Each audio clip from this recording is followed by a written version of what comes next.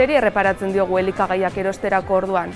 Prezioari, jatorriari, kalitateari. Datuen arabera gure elikadura sistema eredu industrialean dago oinarrituta, eta hori hein batean gure autoen araberakoa da.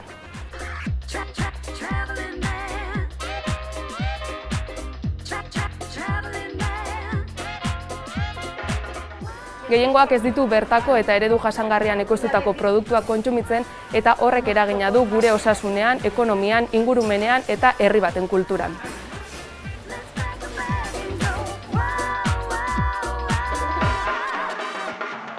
Ikerketen arabera, Europako elikadura sistema ez dago etorkizunerako prest, besteak beste elikagaiak ekoizteko, garraiatzeko, kontsumitzeko eta xahutzeko eredua ez dalako jasangarria. Gai horren inguruan hitz egiteko, Goiuri Alberdi, EHUko ikertzailea eta nutrizioan doktorea dakagu gaur hemen. Kaixo, Goiuri?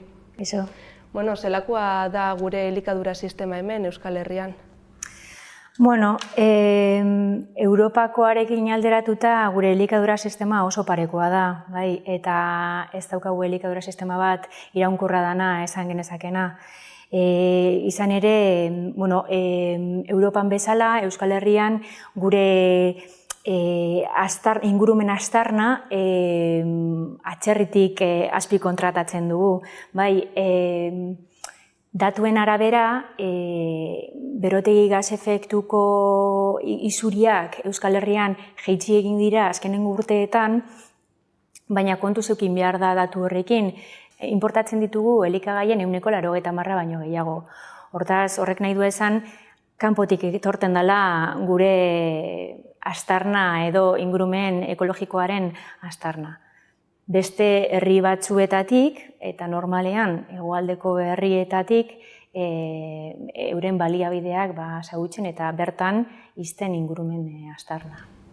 Hortaz, 10% baino gutxiago da hemen bertako, hemen kontsumitzen dugun tokiko produktua, baina esan behar da tokikoa kontsumitzeak be garrantzia handia dakala batez be aipatu duzun efektu edo inpaktu horri lotuta.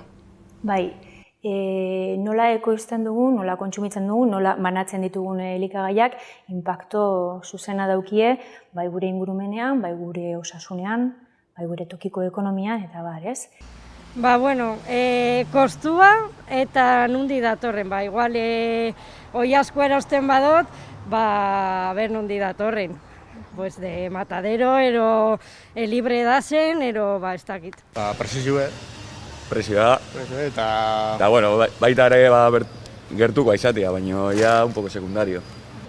Baserriku amengo produktu izan da dila. Amengo baserritarrenak berdura baldin badie eta okeli kilometro zero edo horrelako gauzak. Bai, antzera, bai. Bueno, hori, nik uste dute kontsumitzaileak orokorrian nahi dugula egin autu bat, bertakotasunan eta kalidadian inguruan, baina ez daukagu oso argi ez da zer dan termino bakoitza, zer da bertakoa izatea, kalidadea bakoitzak modu ezberdin baten neurtzen dugu, zer da ekoa, zer da bioa. Tokikoa konsumitzea oso importantea dela, baina tokiko hori nola ekoitzi dan be jakitzia eta ezaugarritzea importantea dela, ez? Eta tokikoa beraz edan inkluso definitzea importantea dela. Askotan tokikoa delakoia ona da, eta bueno, hemen be ekoizpen ere intensiboak badare, eta bueno, gure eredua bestelako eredu bat da, ez? Ekoizpen txikixak, lurra zaintzia oinarri dauzken ekoizpenak, orduan, nik horre uste dute pixka terminuen inguruan eta argitze bat ematea importantea dela, ez? Tokikoagatik be ez dela beti ona izan behar.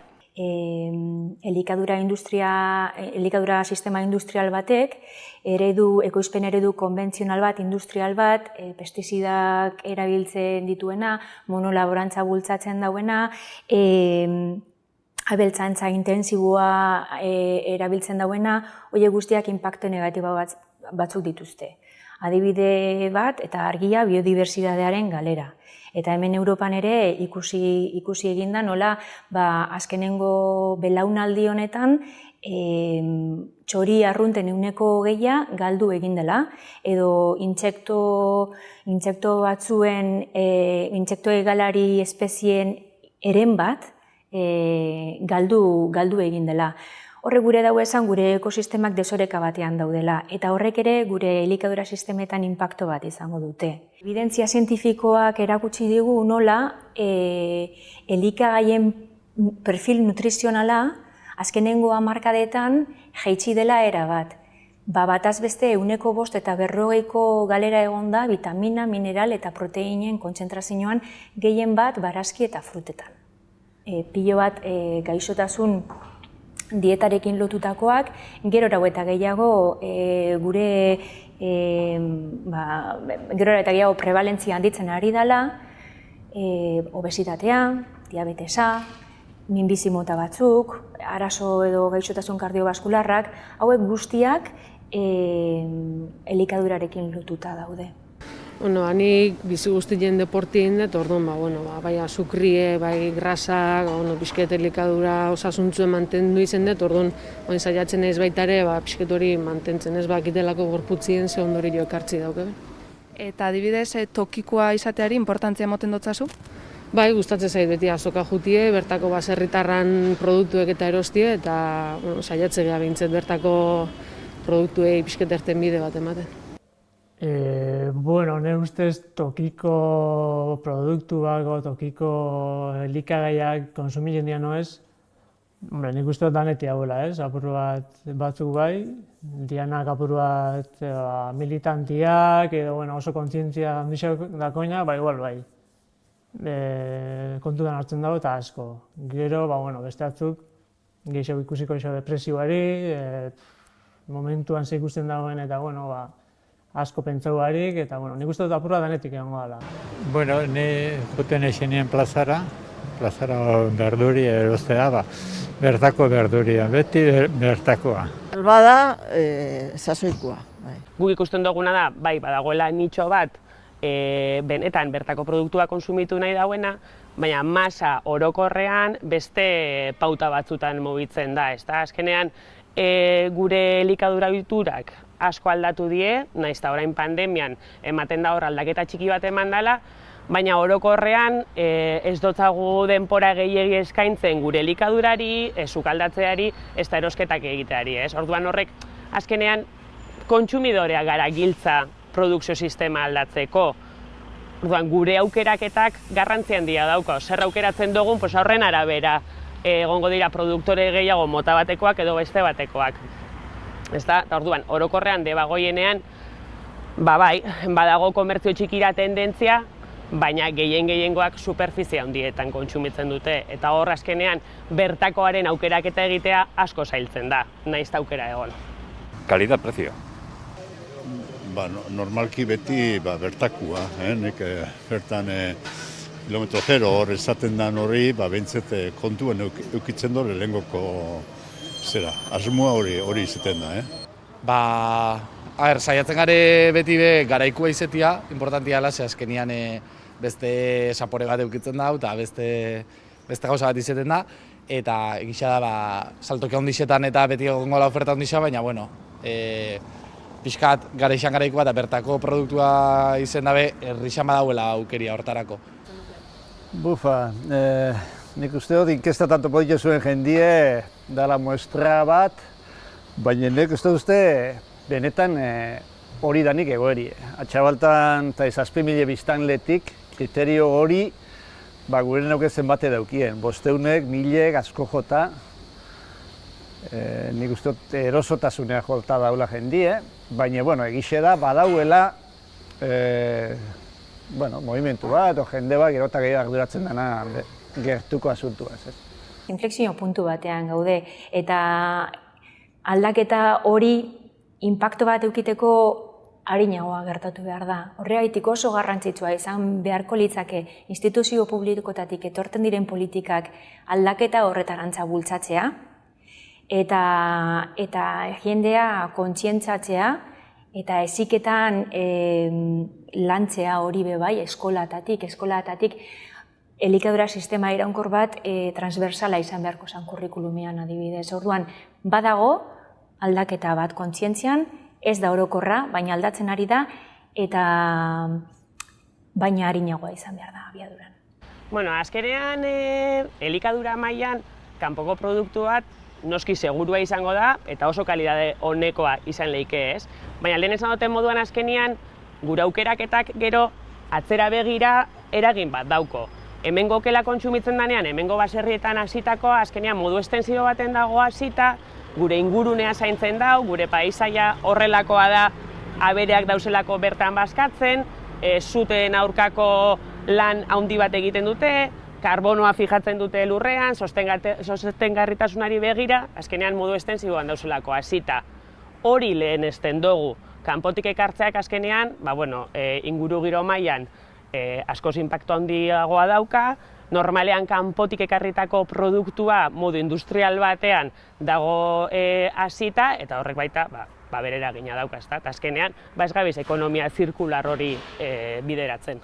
Gure izen edo ez gurpil bada, oza, zu konsumirutu osunean, gero dirua beste baten gana doie, bera emutotezu, gero berak modu zuzenien edo zuzenian azkenean beste leku ematen konsumiruko hau, eta azkenean bertan gelditzen da gurpil hori, ez? Eta ez doi kanpora.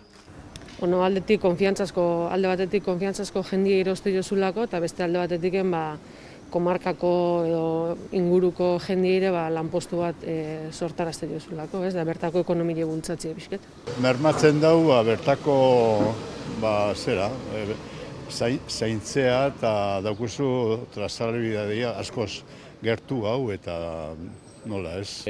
Australiako produktuak kontsumirutu mozu hona ekartiak, ez da berdin izango arraseteko auzo bateko produktu bat konsumirutia moduan. Inpaktua egia zen ez dakizin dan, baina logika bakarrik erabilita argi dau, gutxi hau izen bidala bai edo bai, bertako izen da, eta ez munduko beste puntatik ekarretako produktu bat, hori garbi dau. Inpaktua kanpotik ekarritea produktua, nik uste dut inpaktua ez dela ikusten, ez? Inpaktua azkenean ingurumenari jentzatzen inpaktua, bertako ekoizleari jentzatzen hori guk lehenengo pertsonan ez du ikusten, baina inpaktu handixea da. Azkenean, bai ingurumena, bai ekoizle horrein duintasuna, hor jokuan asko dago, eta hori dudarik eragin handixea dako. Lehenengo eta behin etxekoi bizkarra mutia. Inguruko, auzoko herriko jendi bizkarra mutia. Horrek izan gure dauen deskonexinue edo gure dana. Eta, garraio asuntu, eta CO2 hemen aipatu dienak, eta kutsadurak, eta hori da noi gehitu iten da, ez? Eta askotan eko izenakin, Australiatik datorren gauza bat, tartien bideko dano gehin da, eko izetik bukatu iten da, ez? Azkenean nik uste dut gure elikadura oitxuretan edo gure menuetan bai oso oitxuta garela kanpoko produktuak konsumitzera, ez? Eta horre adibide garbixena frutian kasuan platanua, ez? Platanua gure elikaduran oso sartuta dagoen fruta bada, ez? Errez jaten da, errez garraiatzen da, ez? Eskolara eta umia eta errez emate jakue, baina, kriston diferentzia dago, adibidez platano bat konsumidu edo bertako sagar bat konsumitzean artean, ez? Horrek garraioan adibidez daukanen inpaktu guztia ekonomian, ez? Zuk bertako ekonomia bultzatzen baldin baduzu, bertako lanpostuak bultzatzen dituzu eta bertan lagatzen duzu pixkat onura hori dana, sasoiko gauzak bai, norberandako asko hobeto hobiak dira, orduan nik uste dut onurak diela bai klima edo kutsadura aldekuak eta bai osasun arlekuak, ez? ¿Por qué? Porque se supone que la calidad de aquí es mejor y luego das medio de vida a los de aquí. Ez da berdina, ez. Kanpotik datorrena ez dakigu produktuai ze bota dioten konserbatzeko. Gehien bat kalitatea ikusten dut eta gero kalitatean ikusten duzu ona dela. Niri guztu bitxen jatela. Saboria, zelan ninjauen ja, ez dakitz. Konfiantza ematen duztu, amengo izatea. Kanpotik ekarten daue eta hartu itzen dauen berde-berdea. Eta hemen, lamatain, zer esaten da maduro, heldu, asko beto izaten da. Gertatzen dena da, azkenengo hamarkadetan bebai ikusi dela trantsizio nutrizional bat dieta aldaketa batera. Gehiago jaten dugu, dentsidade gehiagoko edo energia densidade gehiagoko elikagaiak jaten ditugu, baina nutrizio kalidade txikiagokoak. Eta ganera, ikusten da norbanakoa bakoitzaren harremana elikagaiekin asko aldatu dela. Gu supermerkatura goaz eta bertan erosten dugu. Ez dakigu sasoikoa den produktua, nondik datorren, nok ekoitzi dau, zelan izan da ekoiztua, orduan hor deskonexio handi bat dago. Orduan sukaldatzea bebai, jakintza hori galtzen ari gara, izan ere egungo bizitza ohiturak eta presak eta hiriko bizitza horrek eramaten gaitu horretara. Horrek zer esan gure dau, hemetik eta aurrera tendentzia hau baldin bada, ultraprozesatuen kontsumoa gerora eta handiagoa izango da. Orduan, lehen aipatutako guztia, asko gehiago handituko da, ez? Ekoizpen ereduak industrializatuagoak izango dira, gure dieta gehiago okertuko da, eta bar. Eta orokorrean oraindik ere, ez dugu elikadura sistema iraunkor baten kontzientzia hori. Bai, entzuten dugu asko jasangarritasunari buruz, greenwashing delako asko gertatzen ari da. Baina orokorrean ez da horrela. Egia da, baina, gerora eta gehiago ikusten direla pertsonak interesatuta honetan, pertsonak batzen direla elikadura, euren komunitateetan edo eskualdeetan elikadura iraunkorra bultzatzeko, interes bat dagoela, herrietan bai ikusten dira kontsumo taldeak, janaria saltzeko kooperatibak, janari iraunkorra saltzeko kooperatibak, eta bar. Gu dendan saiatzen ga pedagogia lan hori itxe, sasoiko produktuak aukitzen, segaitxik sasoia ez danean ez daukagunen tomatia, edo sasoia ez danean ez dauzkagun beste produktu batzuk, eta jendea poliki-poliki, behintzat hona etortzen dien bazkide eta bezeruak konturatzen dira, urtetik urtera akordatzen dira, eta horrekin nik uste dut lan bat itxen dela. Azkenien komodidadia edo bizi aldaketi eduki deuna, lana ite deu, gehienak kanpoen ite deu, ordu asko, orduan igual ez da asko hainbeste errestasun bertako produktu konsumitzeko, internetek asko eragiteula pentsatze, eta orduan, pixket, danak aldaketi egin du gure bizitzen. Japentzetan oso ondo goia zela gola. Hombre, kompetentzia edo pentsatzen denik izango dela, eta gero ohiturak ere bai. No creo que soy muy responsable, pero ya tengo en cuenta el que supone un gasto energético, un gasto de CO2, todas esas cuestiones ya tengo analizadas. Y bueno, muchas veces tampoco estás pensando en eso a la hora de hacer las cosas, vas en función del momento, de la rapidez. Teoria erresa da, gero supermerkaura dano goiaz, danok ikusten dugu bertan askotan presio edo oferta lehiakorragoa dela, beste saltoki txikitsu eta baino.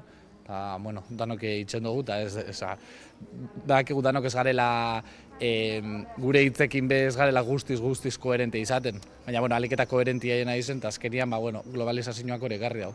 Biztanleria edo jendea kontzienteki kontsumitu behar dau. Hori izango litzake gakoa. Eta konpromisoa hartu aldaketa hori emoteko. Eta renuntzian bebai murgildu. Hau, honeaz gure dut esan, egungo sistema ekonomiko kapitalista honek errestasun batzuk ematen dizkigula, ez?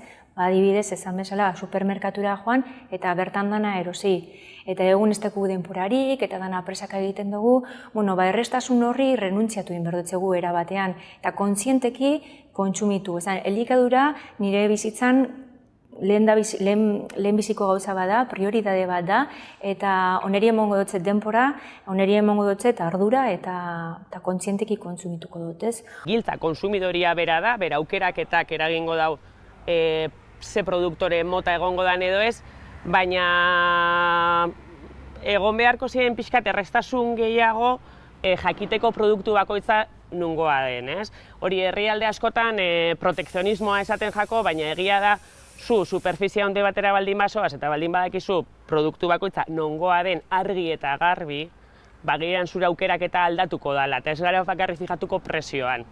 Produktuan azkenean, ez dakit, zuk etxean erosketak egin duzunean, horrei behira baldin bazabit, baltzoia zenean jatetxe batea gabe, nire ustez hori behitu mieko zan, gehiago, eta galdetu bai, behitu eta hau nungua da, okela bat izan, edo esporruak, edo zer gauza, nik bai emuten zait importantzia, azkenean,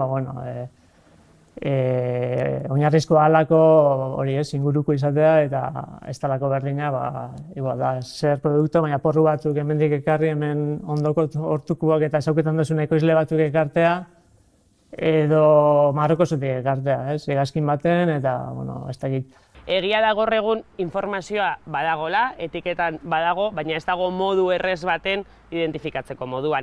Eta askotan, kontsumidoreak ben ahaztu egiten gara, sartzen zailean superfizia handi batera, ikusten duzu baserritar baten argazkia, ondoan bertako produktua, eta pentsatzen duzu guztia horrelakoa dela, eta ez da horrela. Orduan, hor bakoitzak lanketa bat egin behar dau, garrantzia eman, eta gero emon behar die baliabideak identifikatu ahal izateko. Nire iritsi da, deskonexio nahiko handixe dauela nekazal mundutik herrira, ezta. Gero eta parti hau etera zen. Gentiek hemen goitik pasiatu asko egiten dau, baina ez da fijatzen den baratzien oin letxuga zen, automati da zen. Eta, ni uste leheneko kriterixo izango litzakela sasoikue konsumirutie, eta, horregia sasoiz kanpo dauna seguru hemengo ez dela, eta sasoikue bertan baldin badau, lehenengo bertako izango da. Momentu honetan, tendentziak horrela jarraitzen badute, gure da bezan emetik eta 10 urtera, ez direla nekazaririk egongo gure paisaietan, ez? Horrek suposatzen duenarekin, hau da, gure elikadura sistema iraunkor bat bermatzeko kapazitatea deuseztu egiten da, ez? Nik uste dut gero eta kontzientzia gehiagoa dagoela, gero eta konsumo itxura gehiago, gero eta jende gehiago nahi dau bertakoa eta osasuntsua dan produktua konsumidu. Erronka nagusi bat da nekazaritza erreleboa, kontutan hartuta orain nekazariak ez datozela famili barrutik, emakumeak dira asko, atzerritarrak dira asko, eta familiez kanpokoak dira, badauz behar izan batzuk hoientzako bermatu behar direnak nekazaritzan sartzeko. Bat lurra da. Kontziente gabe bai oso, eskualde mailan zelako lehentasunak ipini dien oinarte, lurrik onenak industriara bideratu izan dira oinarte, eta momentu honetan badaukagu ekoizpen bastante arazo, nekazaritzan kasuan gehien bat, belaunaldi berrixak nekazaritzara eta lehenengo sektorera gerturatzeko, eta nik uste dut zentzu horretan, danon ardura dela, bai konsumitzaileon ardura, bertakoa konsumidu nahi baldin badogu, bertako ekoizli eta babestiana eta nola ez bertako instituzioena bai, ez? Gaindegiak argitaratu ditu datu batzuk eta azkenengo 30 urtetan Euskal Herrian 80.000 hektaria baino gehiago artifizializatu dira.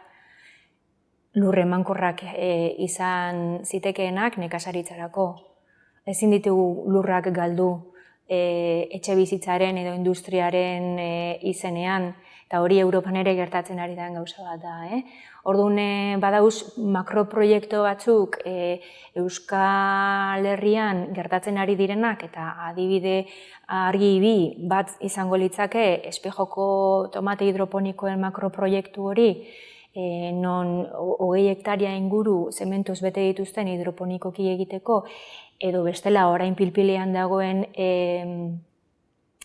arostegia, Lekarozeko arostegiaren makroproiektu horiek ez daude nekazaritza errelebo baten alde, landalur baten garapenaren alde eta lurra deusezten duten proiektuak direla. Orduan oso garrantzitsua da nekazal lurra babestea eta hori argi eduki behar dugu. Eta nekazaritza erreleboa bermatu behar da eta izan beharko zen Eusko Jaurlaritzaren prioridaderik nagusinetakoak. Erronka moduen, herri bat o inguru bat gaienetik inguru hori gozatzi, ezta? Nik ez dakit, Fagor martxan egueni, Fagor elektrogailuek erostiek esan eguru, nire usoko bati, nire familixako bati, lan nazeik. Honekin berdin da.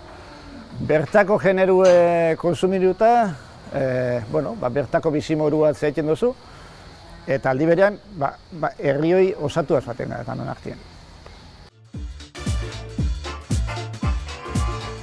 Arrasate Institutura etorri gara eta proposamen bat egin diegu hemengo gaztei. Hainbat jatorritako produktuak erosi ditugu eta sukaldean eritu beharko dira. Asmatuko dute zer den zer?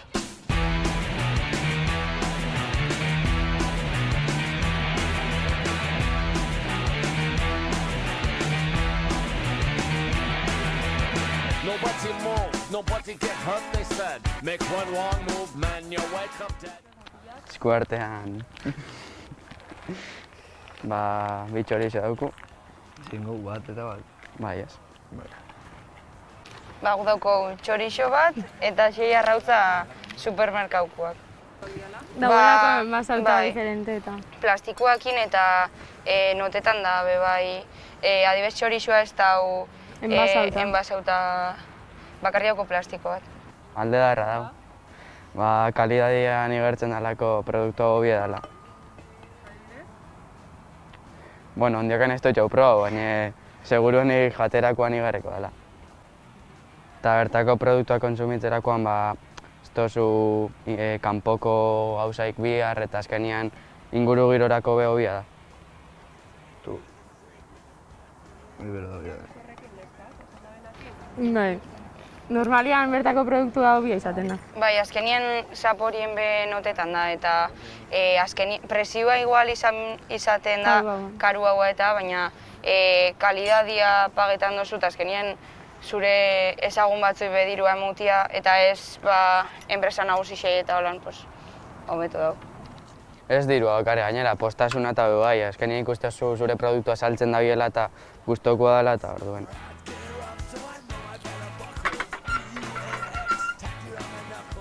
Azkenien edo itxasontziz edo gazkinez edo transporta bidanez inguru giroan eragin handia dauko. Hemen bertakoa kontsumitzen gozu igual truke baten bidez bebai produktua lortu zeik orduen. Azkenien supermerkau handixak eta egon da eta igual daukotzu errexau etxetik bajau eta egunero daukotzu eskura kanpoko produktuak eta variedade handixoa eta igual baserrikoak egon bizare denpora gixau itxoiten eta karuagoa igual izango da eta gero bebai jendiak igual ez dauko hainbeste gertutasun jendiak intagolan. Edo ez daki bestan ora jun, erosten bertako produktu hon bat. Hiriburuetan eta igual herri txikixetan daukotzu ezagunak itxen daubiela eta beraiei erosten dutazu eta igual hiriburuetan ez da hain errexo. Eta gehiengo handixenan ikuste dut supermerkauetan itxen dauela etxerako erosketa handixenak edo, orduan eta gainera supermerkauetan normalian ez da egoten bertako produktuik. Eta egoten bada ez da edozein dendatan dauen kalitate berdineku edo baserri batera joen eskero dauen kalitate berdineku. Azkenien ikusten jendiak probetan dauenean, bertako produktuak eta ikusten dauenean ze kalidade ezberdintasun dauen eta pixkat kontzientzietan dela eta azkenien hasiko dela erosten. Hola, ondo, eraten el tiemon eta ja. Arte. Hemen bai.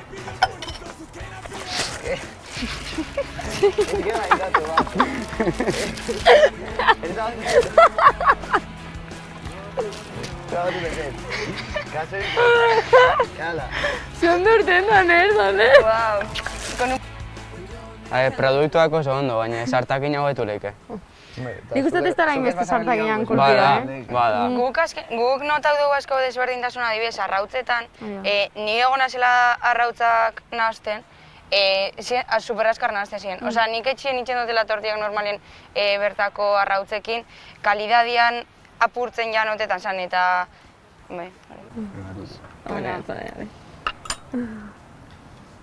Apur bat sozillo igual, Bai, oso ona. Ona dago, Txorizoa dauko kreskon zaporia. Hori bai. Eta hori xabe, igarritzen da.